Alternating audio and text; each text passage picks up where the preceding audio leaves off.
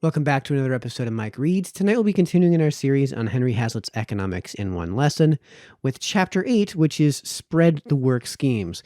As I've mentioned before, we are doing this read as a parallel read with Thomas Sowell's Economic Facts and Fallacies. So I'll put a link to that series in this video's description so you can follow along with that. Also, as I've mentioned throughout this course of this series, we'll be doing an analysis and review at the end of each read so we can better understand both what Hazlitt's intentions were and how I've interpreted the read. So I will put a timestamp in this video's description so you guys can jump straight to that, to the analysis and review part of the video if that's how you'd prefer to go about things. So without further ado, let's dive on into the read in Chapter 8, Spread the Work Schemes. I have referred to various union make-work and featherbed practices. These practices, and the public toleration of them, spring from the same fundamental fallacy as the fear of machines. This is the belief that a more efficient way of doing a thing destroys jobs, and its necessary corollary is that a less efficient way of doing it creates them. Allied to this fallacy is the belief that there is just a fixed amount of work to be done in the world, and that if we cannot add to this work by thinking up more cumbersome ways of doing it, at least we can think of devices for spreading around among as large a number of people as possible. This error lies behind the minute subdivision of labor upon which unions insist. In the building trades in large cities, the subdivision is notorious.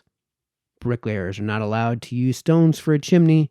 That is the special work of stonemasons. An electrician cannot rip out a board to fix a connection and put it back again. That is the special job, no matter how simple it may be, of the carpenters. A plumber will not remove or put back a tile incident to fixing a leak in the shower. That is the job of a tile setter.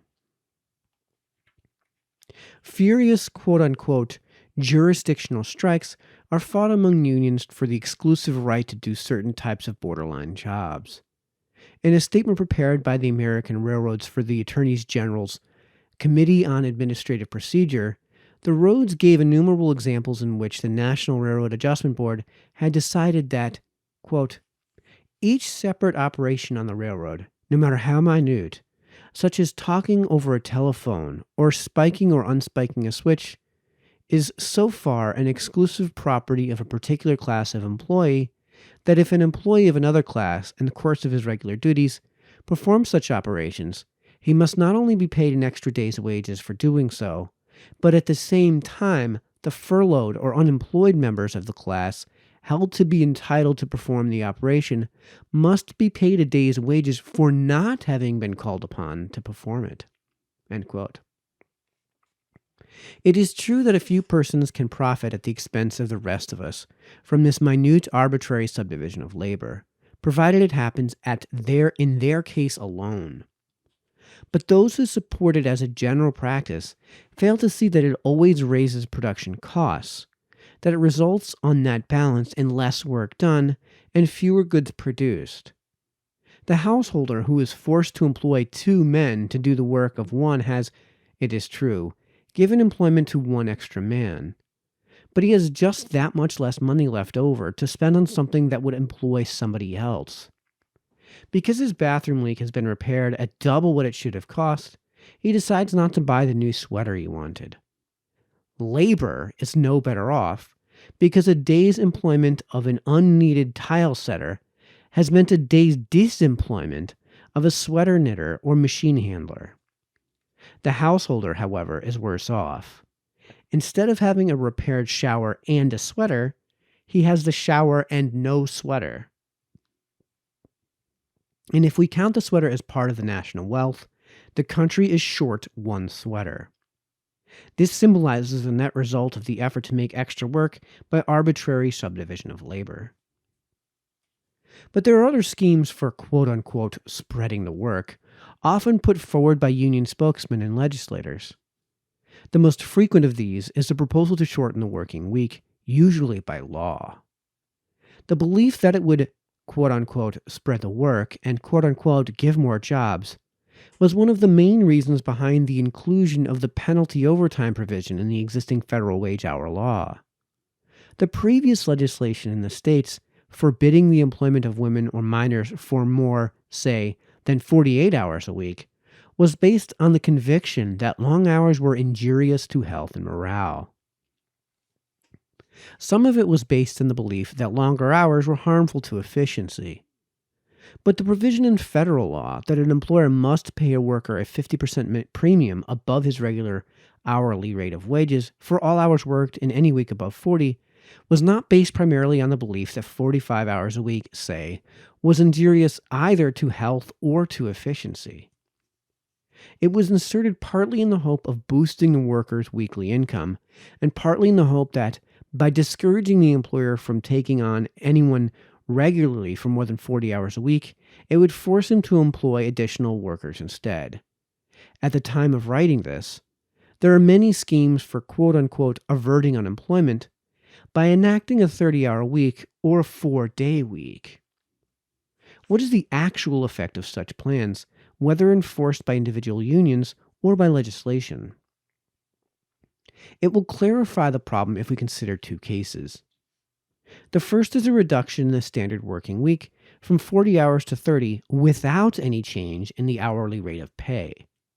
The second is a reduction in the working week from 40 hours to 30, but with a sufficient increase in hourly wage rates to maintain the same weekly pay for the individual workers already employed. Let us take the first case. We assume that the working week is cut from 40 hours to 30 with no change in hourly pay. If there is substantial unemployment when this plan is put into effect, the plan will no doubt provide additional jobs. We cannot assume that it will provide sufficient additional jobs, however, to maintain the same payrolls and the same number of man-hours as before, unless we make the unlikely assumptions that in each industry there has been exactly the same percentage of unemployment, and that the new men and women employed are no less efficient at their special tasks on the average than those who had already been employed. But suppose we do make these assumptions. Suppose we do assume that the right number of additional workers of each skill is available, and that the new workers do not raise production costs. What will be the result of reducing the working week from 40 hours to 30 without any increase in hourly pay? Though more workers will be employed, each will be working fewer hours, and there will, therefore, be no net increase in man-hours. It is unlikely that there will be any significant increase in production. Total payrolls and quote-unquote purchasing power will be no larger.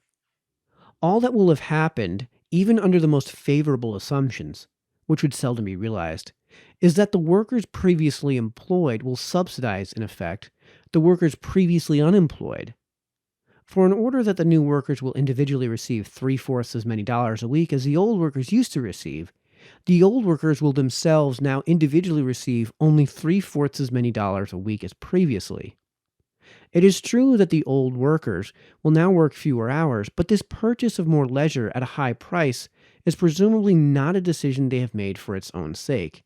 It is a sacrifice made to provide others with jobs. The labor union leaders who demand shorter weeks to quote-unquote spread the work usually recognize this, and therefore they put the proposal forward in a form in which everyone is supposed to eat his cake and have it too. Reducing the working week from 40 hours to 30, they tell us, to provide more jobs, but compensate for the shorter week by increasing the hourly rate of pay by 33.33%. The workers employed, say, were previously getting an average of $226 a week for 40 hours work. In order that they may still get $226 for only 30 hours work, the hourly rate of pay must be advanced on an average of more than $7.53. What would be the consequences of such a plan? The first and most obvious consequence would be to raise costs of production. If we assume that the workers, when previously employed for 40 hours, were getting less than the level of production costs, prices and profits made possible, then they could have got the hourly increase without reducing the length of the working week. They could, in other words, have worked the same number of hours and got their total weekly incomes increased by 1/3 instead of merely getting, as they are under the new 30-hour week, the same weekly income as before. But if, under the 40-hour week, The workers were already getting as high a wage as the level of production costs and prices made possible, and the very unemployment they are trying to cure may be a sign that they were already getting even more than this. Then the increase in production costs as a result of the 33% increase in hourly wage rates will be much greater than the existing state of prices, production, and costs can stand. The result of the higher wage rate, therefore, will be a much greater unemployment than before. The least efficient firms will be thrown out of business, and the least efficient workers will be thrown out of jobs. Production will be reduced all around the circle.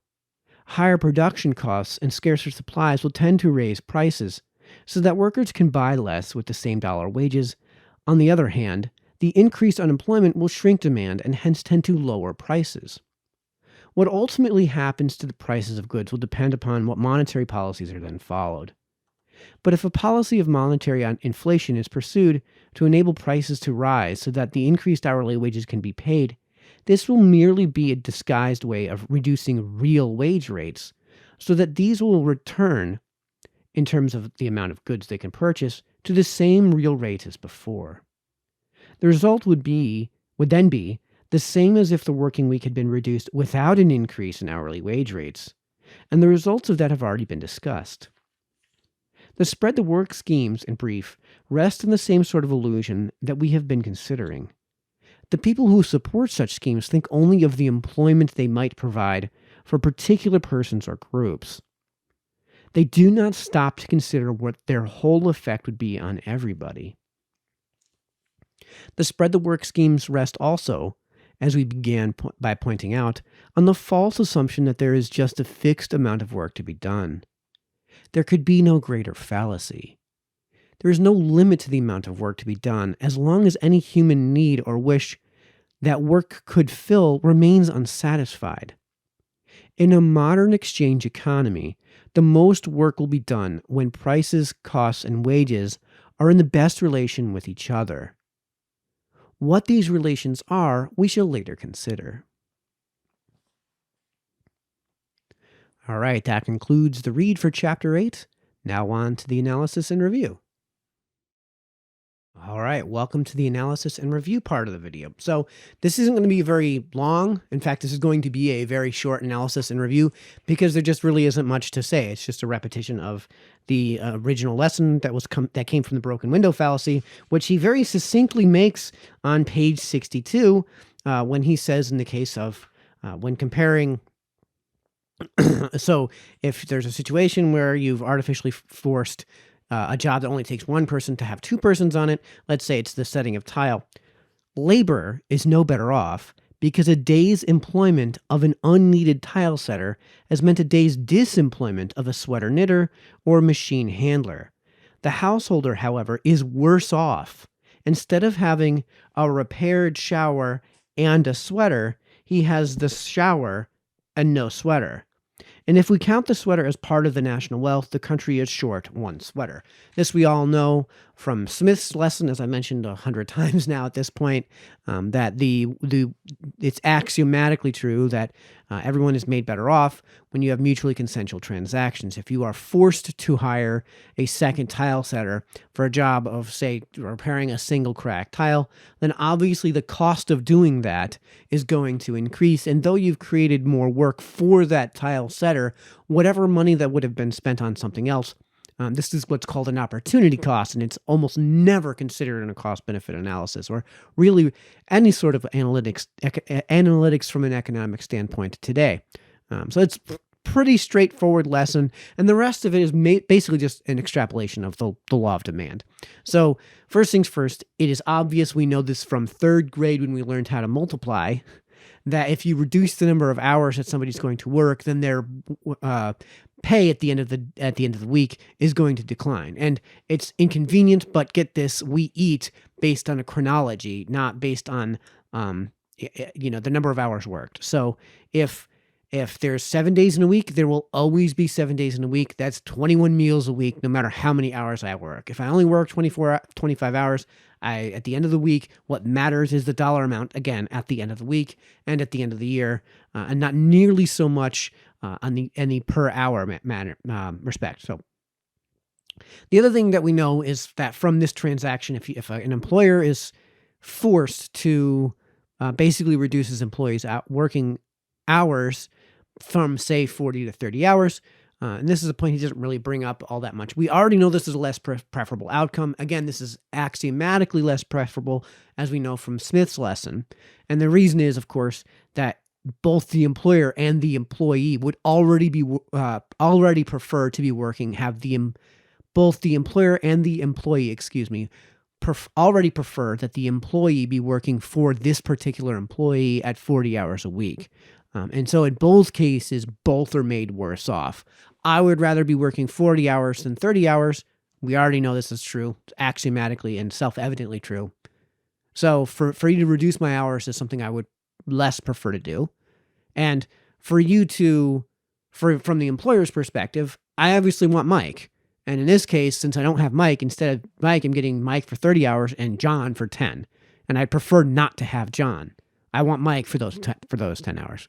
So we already know that is a net loss, and that is a net less preferable situation. The other thing that we know from the law of demand is that if you lower the hours worked, which is the second scenario he suggested, and have mandatory wage rate hikes, then the employer is going to have to, since the same exact amount of work is going to be done, although that's not exactly true. He does mention the fact that you've already got the preferred employee, so you're going to have the less preferable employee doing a certain amount of the work. And there's, of course, a transitional cost from having one person do work to having the next person do work. So there is that cost, but he's applying the principle of charity, which I actually am going to talk about on my other channel any minute now, by giving the best possible case scenario. And in that scenario, if the employer, if they sell 1,000 widgets a week, then it doesn't matter how many people are doing the labor, right? In fact, he's probably losing out by having the guy he didn't want to hire in the first place doing 10 hours of that work. So he's still going to only be able to sell 10 widgets, which means that the cost obviously is going to have to be passed on to the consumer.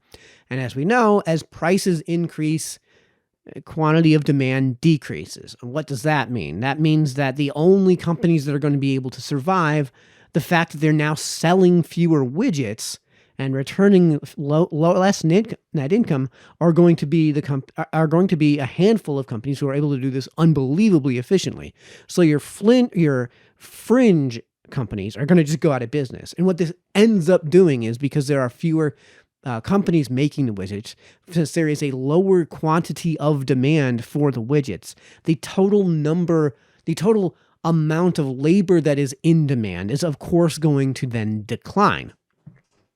And we know this is what happens when you introduce an artificial price floor, no matter what it is. So if you're basically introducing a minimum wage, what's that going to do? That's going to increase prices. What does that do to demand? It decreases demand. What does that do? So when we're talking about the quantity of demand, we're talking about the quantity of total labor consumed by the employer. That means that you're talking about more unemployment. So that's actually what what Hazlitt was talking about on page. Excuse me, I have to bring up the page. When he was talking, what he was talking about on page 65, the result of higher wage rate, therefore, will be a much greater unemployment than before. So that's what he means by all of that. The other thing that he doesn't mention very discreetly, the thing he doesn't mention really in any sort of explicit terms, is that the employer already had the employer that he wanted to hire. Sorry, the employer already had the employee that they already wanted.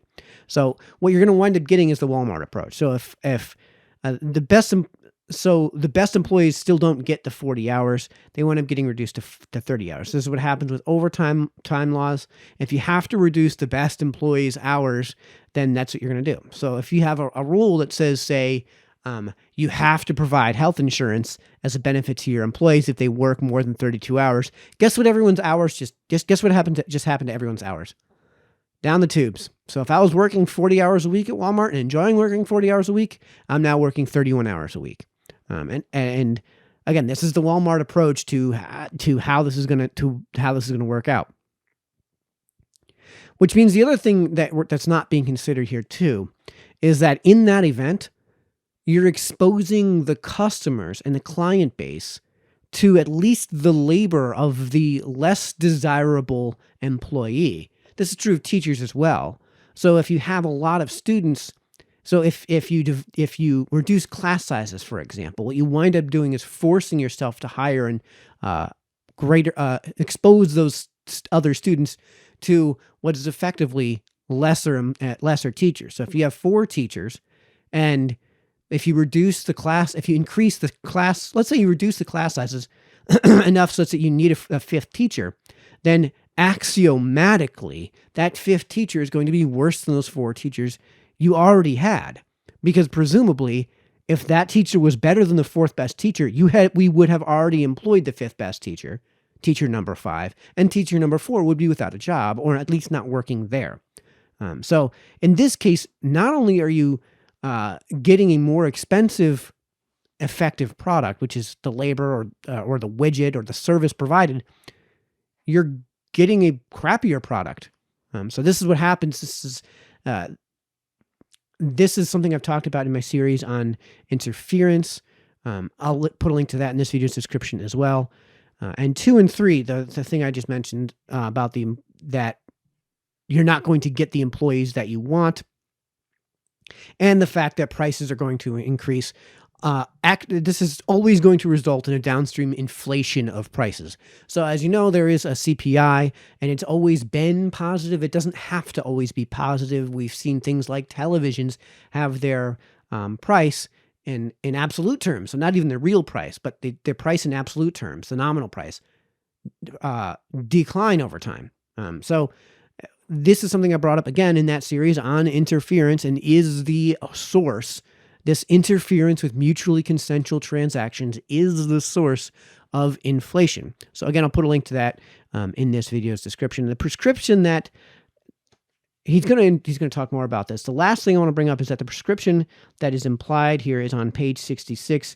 In a modern exchange economy, the most work will be done when prices, costs, and wages are in the best relations with each other. What these relations are, we shall later consider. Smith already talked about this, and it extends from Smith's basic lesson, and that is with prices. He talked about a lot of what was talked about in this chapter and in great depth when it came to mercantilism. So when it came to the licensure of the trades, and a lot of the complaints that Hazlitt brings up in this chapter about the trades, and they're forcing someone who is a plumber to not be able to set tile, even if it's just a single tile that they have to set, is something that Smith brought up in 1776 with his The Wealth of Nations. So I guess I'll have to link to that series because I read that on this channel. I'll put a link to that series in this video's description as well. And by the way, the spoiler, he says, what these relations are, we shall later consider. Spoiler alert, it's prices. So the way that you are best able to allocate scarce resources is with prices. And we know this, again, because of Smith's lesson, that it's axiomatically true that when you have a mutual consent between parties, that whatever they agree to, whatever price they agree to, and it doesn't have to actually be money, is the best price. Because that's what they agreed to. They don't want to pay more than the farrier doesn't want to pay more than the farrier doesn't want to do the work for less than 5 bushels of hay. The farmer doesn't want to pay more than 5 bushels of hay for the ferrying services for his horses. So something we've talked about quite a bit. Again, I'll put all those links that I mentioned in this video's description. And that's really all we have to talk about until we move forward with this series, which we will be doing in our next read in this series, which will be Chapter 9's Disbanding Troops and Bureaucrats. So until then, this has been Mike, signing off.